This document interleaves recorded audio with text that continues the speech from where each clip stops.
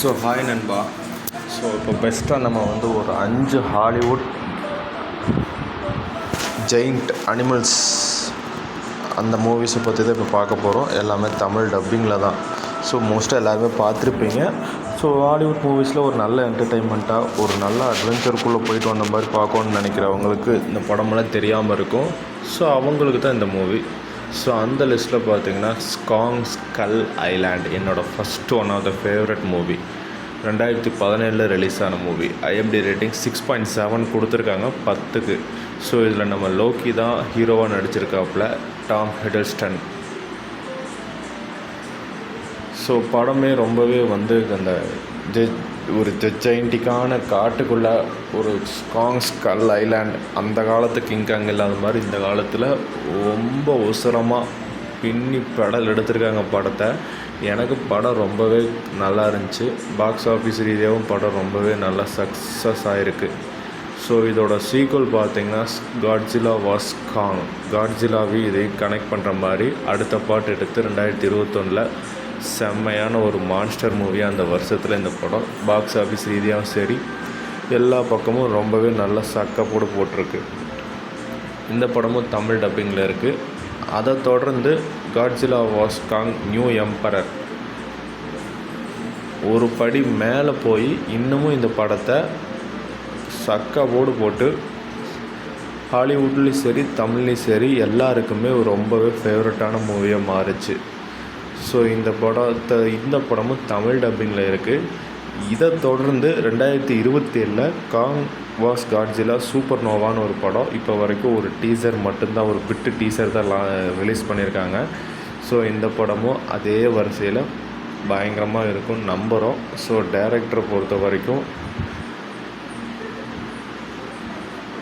அந்த படத்தை எடுத்த அதே டேரக்டர் தான் இதையும் டைரக்ட் பண்ண போகிறாரு. ஸோ பிரச்சனை இல்லை. புதுசாக ஒருத்தர்கிட்ட கொடுத்தா தான் அரைச்ச மாவு அரைக்காமல் புதுசாக அரைக்கிறன்ற பேரில் சொதப்பிடுவான். ஸோ இந்த 3 படமும் பார்க்காதவங்க கண்டிப்பாக ட்ரை பண்ணி பாருங்கள். 3மே சக்க ஒர்த்து.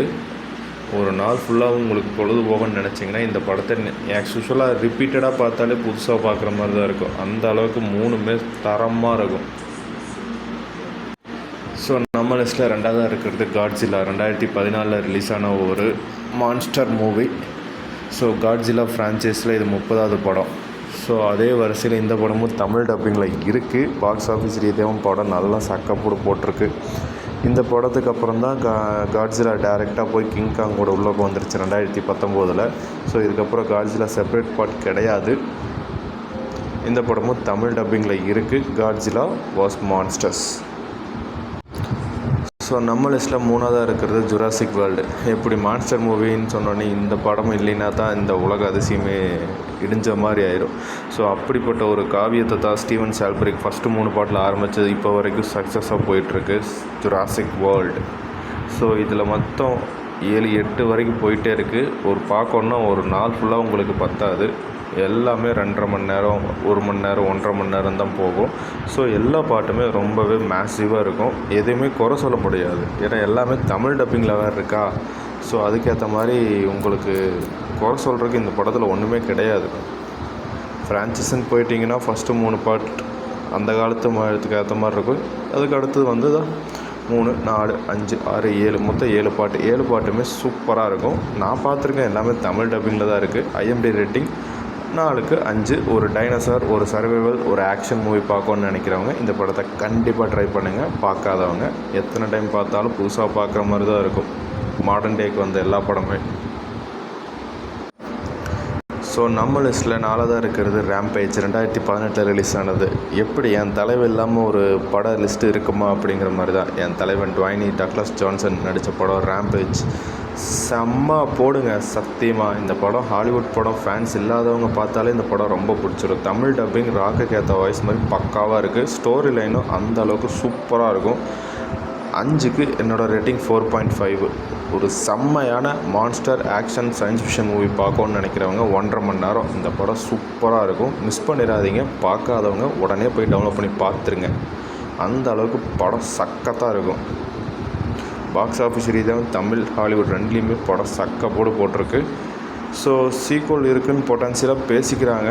ஆனால் இப்போ வரைக்கும் டிலே ஆகிட்டு தான் இருக்குது. $7 ப்ரொடக்ஷன் ராக்கோட ப்ரொடக்ஷனில் சீக்வல் வந்தால் நல்லாயிருக்கும். ஏன்னா படம் சூப்பராக இருக்கும்போது ஃபஸ்ட்டு பார்ட் அந்தளவுக்கு நல்ல ரெஸ்பான்ஸ் கிடச்சிருக்கு.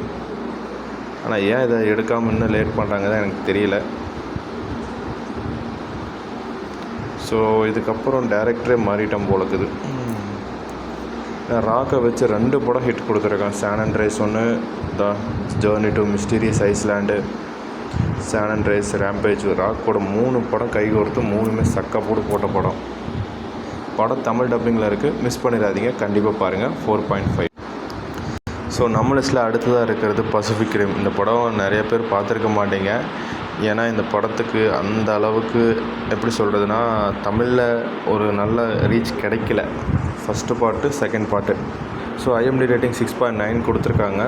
ஸோ இது எப்படின்னா ஒரு ஃபுல் அண்ட் ஃபுல் வார் சம்மந்தப்பட்டதான். ஃபுல் ஜெய்ஜாண்டிக் ரோபோட்ஸும் ஒரு காஜுங்கிற ஒரு சக்தி உள்ள மிருகத்துக்கு கூட கிரியேச்சர்ஸ் கூட தான் ஹியூமன்ஸுக்கும் ஃபைட் நடக்கும். ஸோ இந்த ஃபைட்டில் தான் இந்த படம் ஃபுல்லாக கதை நகருது அப்படியே. ஸோ இதுவும் ஒரு நல்ல படம் தான். ஃபஸ்ட்டு பார்ட் எனக்கு ரொம்ப பிடிச்சிருச்சு. செகண்ட் பார்ட் அந்த அளவுக்கு பெருசாக இம்பேக்ட் கொடுக்கல. 2018 ரிலீஸ் ஆன இன்ஸ்பைரிங். ஸோ அது அப்படியே அந்த படம் டவுன்லோட் எப்படி சொல்கிறதுனா அப்படியே கொஞ்சம் டவுன்கிரேட் ஆகிடுச்சு. ஸோ 2018 இந்த படமும் ஃபஸ்ட் 2 பார்ட் தமிழ் டப்பிங்கில் இருக்குது. 5க்கு 3.5 தான் ரேட்டிங். நல்ல படம் தான், ட்ரை பண்ணி பாருங்கள். இந்த லிஸ்ட்டுக்கு எல்லாமே நல்ல ஒர்த்து. அடிஷ்னலாக ஒரு படம் இருக்குது, அதை இருங்க நானே சொல்லிடுறேன். சத்தியமாக சொல்கிறேன், இந்த படம் பார்த்தீங்கன்னா ஃபஸ்ட்டு பார்ட்டு காதுக்கு வேலையே இருக்காது, கண்ணுக்கு மட்டும்தான் வேலை. ஃபுல் அண்ட் ஃபுல் படம் சைலண்டில் மட்டும்தான் இருக்கும். செகண்ட் பார்ட்டில் கூட பேசுவாங்க, ஆனால் ஃபஸ்ட்டு பார்ட்டில் பேசவே மாட்டாங்க. ஹஸ்பண்ட் டைரக்ட் பண்ணியிருக்காரு. அதே ஹஸ்பண்ட் அண்ட் ஒய்ஃப் தான் படத்தில் நடிச்சிருக்காங்க. IMDb rating 7.5. உண்மையாலுமே ஒரு டிஃப்ரெண்ட்டான ஹாரர் ஏலியன் மூவி பார்க்கணுன்னு நினைக்கிறவங்க இந்த படத்தை கண்டிப்பாக ட்ரை பண்ணி பாருங்கள். எனக்கு பர்சனலாக ரொம்ப பிடிச்சிருந்துச்சி.